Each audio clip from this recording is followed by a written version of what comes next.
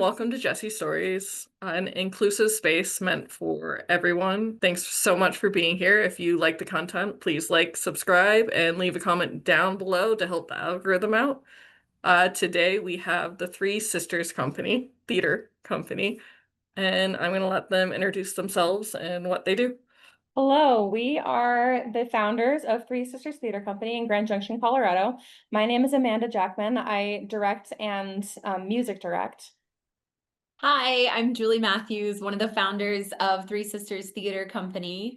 I direct and do social media and just kind of overall businessy stuff. I'm Sabrina Jackman, one of the founders, and I direct. I am the dramaturge, and then I do a lot of stuff with sets and painting and stuff like that. So That's awesome. Thanks so much for coming here. I appreciate it. Thanks for having us. What inspired the idea of the Three Sisters Theater Company?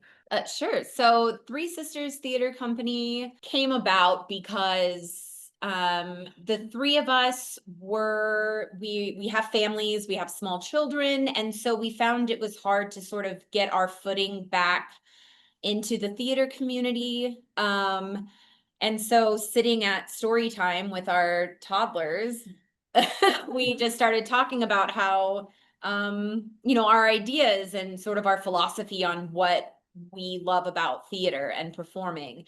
And we decided to start our own company. We came together and we talked about what we wanted to do and what we hoped to accomplish. And we aligned very, very well on sort of what our mission was. and we found that we all had different skills that we could bring to really make the theater company grow, and that we really had a similar vision of what we wanted to see out of a theater company, and had experienced a lot of the same things trying to be in theater with young kids and work and everything. And so we wanted to create a space where those individuals who felt that they have not been able to participate in theater could join our company and get to express themselves on stage. I love that. What type of performances do you have? All kinds. We started this company last fall, like late fall. So we've only actually done one official show in April. We called it Cursed to Speak, Herstory Retold. And it ended up running pretty long, mostly because we had a ton of people here and we had to take like a 30-minute intermission to get everybody through the bathroom. So it was like a little bit of everything. We had music and scenes and Chautauqua and movements and everything from Shakespeare to things that people had written, poetry.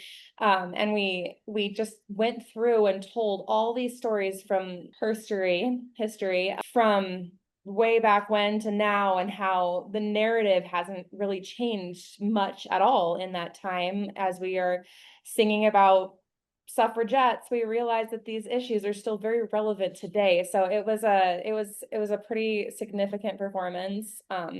And we are gearing up to do another show in the same vein that has a lot of different kinds of performances, but this time it's about women in folklore and legends who have been villainized for the things that they do, and we think quite a few of them wrongly so. Ooh, I love that a lot. Kind of looking at some of the stories of female monsters and villains and ghosts, like, for example, Bloody Mary, and looking at her actual story and then taking that story and kind of telling the truth of it, of how so many of these stories have come about through history because women did not follow the traditional norms of the time, or because they did something that was considered not okay for their gender, and then how they were turned into these monsters and villains, and othered for just stepping out of those normal boundaries of society. And so really examining that through these stories. What was the Bloody Mary original background?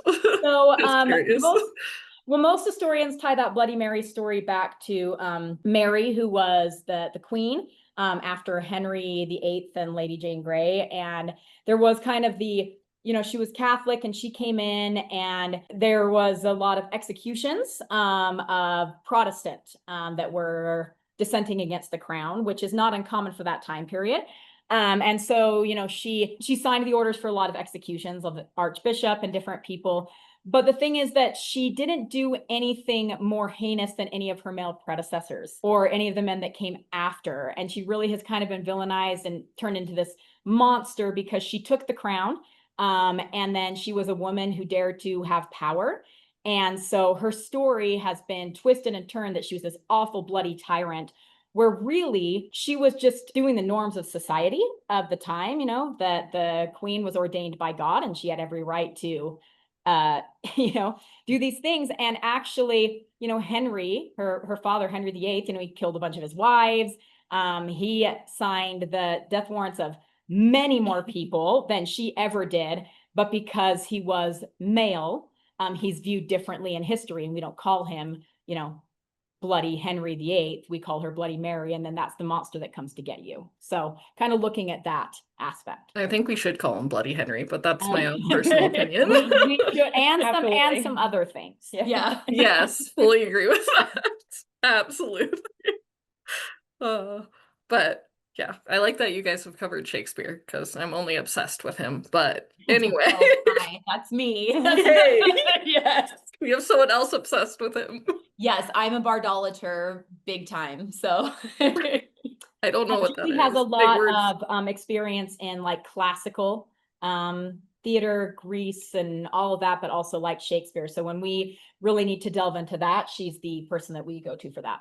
yes, Oh my gosh. nerd out pretty hard on classical literature and theater, and especially Shakespeare. Yes, I love Shakespeare, especially since he was actually, I think, the first of his time to be a possible bisexual male of his time period.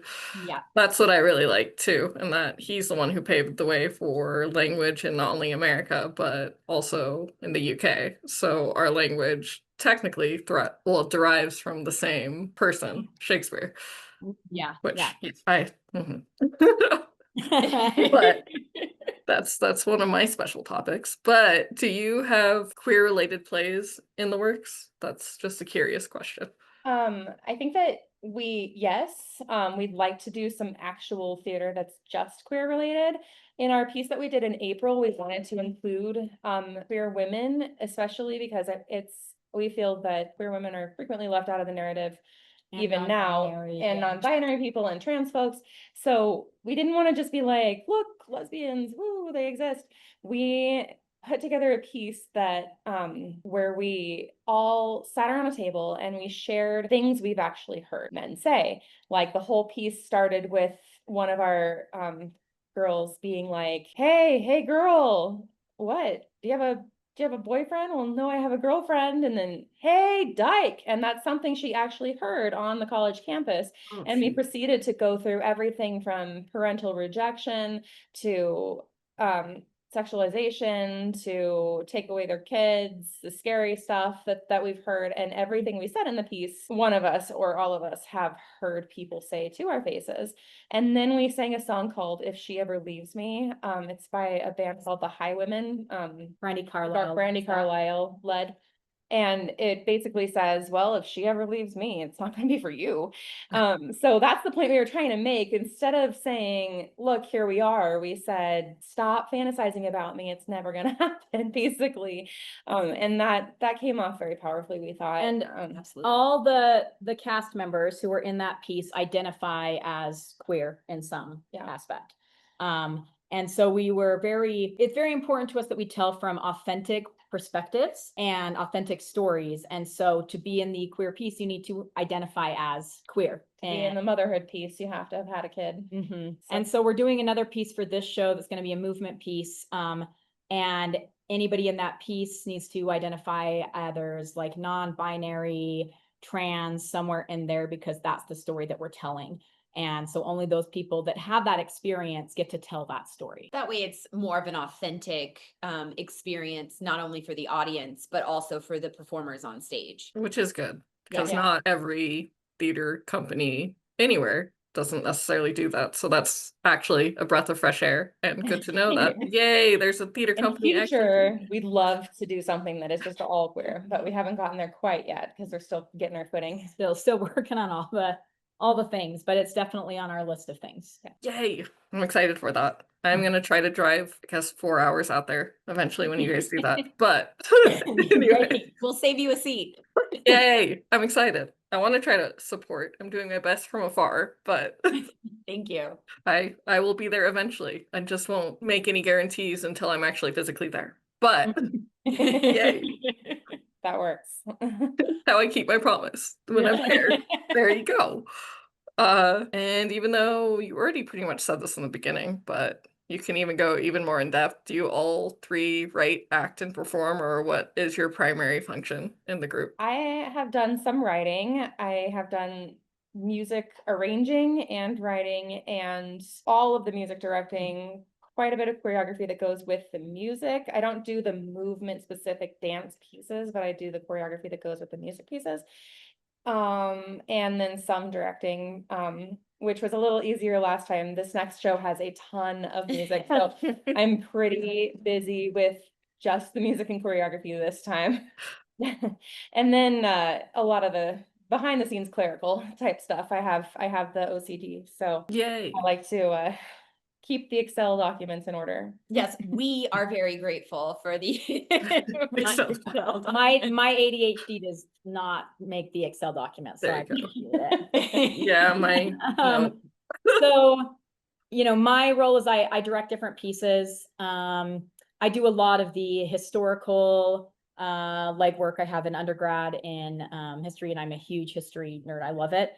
And so I do a lot of the digging into stories. So I've done a lot of research on this particular show that we're doing. Just make sure we're telling, authentic stories and we have the correct historical information. So I do a lot of that. And then I have some background in tech and in sets. And so I help with that aspect of it as well, and kind of take, if our tech person can't be in the booth, then I'm usually taking care of that, or I'm creating set pieces and things like that. So, and then of course I do perform on stage some. We try to limit our performances on stage. We try to give that to our cast members so that they can be heard. But we also have some stories to tell. So we are in some various pieces as well. Yeah, so I do a lot of the directing, a lot of directing of the poetry, the classical theater aspect of it. I'm more of like a big picture of what we want to see on the stage, and then these two help to kind of focus what that would look like and how that actually can come to fruition. And she's the tech goddess. Ooh. Tech, you mean social media? Social media. Oh yeah, social media. Yeah. Instagram. I think you kind of making found TikToks. a superpower you didn't quite know you had. I didn't know I kind of had it. started delving into like the social media and the TikTok and stuff, because I was like, I don't want to, and you've really done amazing with it. So I appreciate that you're able to do that aspect for us, because it's important. And Well, it's, yeah, that's where I discovered you guys, was on TikTok, and then I was checking to see if you have other social media, and then I went further and further. That's how I tried to get a hold of you the best I could. Oh, great. Okay, good. It's working. It is My working. high That's school where I best discovered. friend texted me. I haven't seen her in years, but she lives in Missouri right now. And she texted me and was like, my roommate just sent me your lesbian Shakespeare TikTok, not knowing that we went to high school together. Oh my gosh, that's hilarious. That's what got me motivated to want to interview you guys, is seeing the lesbian Shakespeare, because I thought it was Yeah. so well done. If you're gonna Super say dumb fun. stuff like that, I'm gonna roast you. Well, that's Well, and I perfect. think it's probably one of the best ideas that person has ever had. So Yeah. we want to see more lesbian Shakespeare. We do. Like- and trans and Yes, all of non-binary it. and Queer in general. exactly. Because we got enough straight, honestly, white specifically, straight white. Enough of that. Yeah, that's mainly all there is out there, straight white, and then you can fill in the blank from there. I know a lot of people even watching can definitely fill that in, or listening, since it will eventually be podcasts, which you guys will be told when that airs. But first YouTube.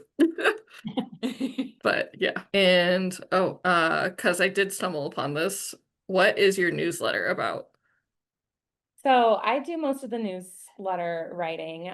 We've had 2 issues come out so far, and it's a combination of what we're up to and what we stand for. So in the first issue, I wrote an article about feminism being multidimensional, and how we don't just talk about straight white women when we're talking about being a There you go. feminist. Like we're talking about queer people and trans people and non-binary people and people of color. And you know, we haven't told any of those stories yet because we haven't been blessed with a cast member who can authentically tell the story of a person of color yet. But we still hold space for their voices. It's really important. So you can see in our newsletter what our events are, sneak peeks into our show, things that we're doing. But you'll also see something that's like, we were at this protest. We stand for this. Several members of our company stood together at an anti-ICE protest just this morning. And yes. Activism is a big part too of our mission statement, like getting out there and actually, you know, not just saying what we believe in, but doing it as well. Walking the walk for sure. Which is really important since a lot of people can, I don't know if you guys know my background, but I was in the Twin Flames universe cult. Oh, wow. If you go on Netflix, Escaping Twin Flames on Netflix, highly recommend. But for them, so even just in general, because it plays into our current political climate, I don't know how to word that without it cringy sounding, but at least for most that are close to cult-like practices, even politically, they like to put on masks and say they're doing something and actually not walk with that, what they are saying. But they'll say that they are walking with what they're saying, but not doing it. So it's good that you guys talk the talk and walk the walk. Absolutely. We had about half of our cast in April attending a protest in the middle of our run. Like they performed Friday night, protested Saturday, came back and performed on Saturday. That's what we do. That's very impressive, honestly. Everybody Very looked a little impressive. zoned, but we were there. Yay. Well, as long as you guys, yeah, that's awesome. I love that. That makes me more excited now too. Yay, you guys rock. Okay, anyway. It's a little tricky because we live on the red side of the state, and you you know, we find that in a time when it is a lot easier to be quiet, that this is our superpower, is raising our voices and putting our group of people behind the cause and saying no. I love that very much so. I also technically live in the red part, in the part of Colorado I live in. Yes. At least it's mainly red. There's like little spots of blue, but at least of what I've seen in the before and after this current situation. But for those in Colorado that are interested, how can those local to Colorado better support your company and what you guys do? You know, I think one way is to just get our information out there. It can be, you know, sharing our socials, putting it out there on their pages. Hey, this theater company exists, is always helpful. Of course, you know, any type of donations is always helpful because, you know, we put all of this on with really our own money. And we want to be able to put on more theater. And so any type of financial stuff is going to help us put that theater on throughout the Grand Valley, you know. And if you are in this area and you want your story told, like coming and participating with us, and that doesn't have to be on stage, that can be backstage, that can be lights, that can be costumes. There's so many different ways to get involved with our theater company, and we would love to have more people, you know, to tell those important stories. Right. And one thing that's been really cool about this is meeting people out in our community who maybe don't want to perform, but they still have a story that they want told. So writing their story or writing their poetry and giving that poetry a voice on stage. In the last show that we did, we had a woman write a poem, but she wasn't comfortable sharing it herself. But she was in the audience to see that performed, and it was she said it was super powerful to be able to give her voice a stage to have that outlet. So writing and backstage, sharing, talking about it, talking about what we're doing, giving us more ideas of how better we can support our community and the marginalized voices out there. Very cool. Well, you kind of talked a little bit about this, but what are projects that are coming up soon for you guys? The soonest projects we have are that we are slated to do some performances at the Grand Junction Pride Festival, which we do in September here because June is just, there's too much competition in June, basically. So we'll be performing at Colorado West Pride at some point on September 6th, which is a Saturday. And then in October, the 10th, 11th, and then 17th and 18th, we'll be performing our latest show, which we are calling Feminist Horror Stories. Ooh, that's very exciting. It's spooky. It's super spooky. So spooky. Especially kind of the premise, since you brought up, right, a little earlier. Yes, the folklore Mary. and the legends and And the those stories and yeah, there's everything from goofy movie monsters to spooky banshees. It's just gonna be really fun, but Don't also forget hopefully. lesbian vampires. Oh yeah, not Yes, and lesbian lesbian vampires. vampires. sirens, Bloody Medusa. Mary, Medusa. So Ooh, I yeah, love it's Medusa. variety. Huge variety, And- and we should be announcing our next project sometime in the early fall. Mhm. That's good to know too. And then, well, this kind of goes into the same thing, but that's okay.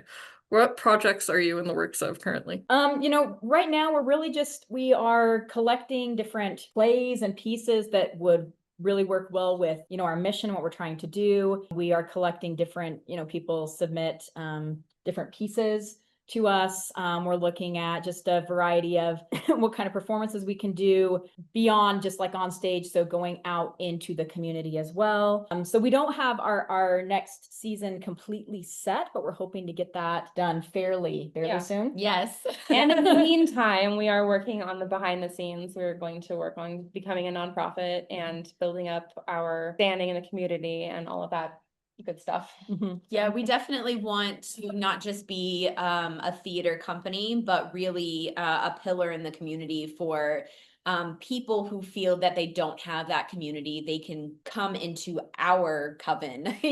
Our coven. Right. That's awesome. Oh yeah, and now the very important, which will be left down below if you want to check them out. Where can everyone find you on social media? So we are under Three Sisters Theater Company, Theater RE, on Facebook and Instagram and TikTok. We have a YouTube for people who don't talk, in case people want to see our TikToks, they're on there as well. We have our email address that we can be reached at, threesisterstheaterco@gmail.com, and we have We have our website, but it's not a website in the Fully works. built It yet. is under Yep. construction right now. We're really, really excited for it. It's going to be pretty awesome. Yeah, and of course, our newsletter, if people want to subscribe, they can reach out to us and we will get their information in. And soon when we have a website, we'll just have a subscribe button. So That's perfect. Well, thank you guys so much for being here. And Thank you for having us. Yeah, absolutely. Thank Letting you. us talk about our theater company. We love to talk about our theater. Yes. which is great because this should come out pretty quickly, actually, after there's an approval process by you guys or disapproval. So you get to see it before everyone else does. Yay. But yeah, again, thank you for being here. Embrace your truth, tell your story. You have a story to tell, I have a story to tell, so let's tell our stories. Until next Saturday at 10 a.m. Eastern Time. Thanks everyone. Peace.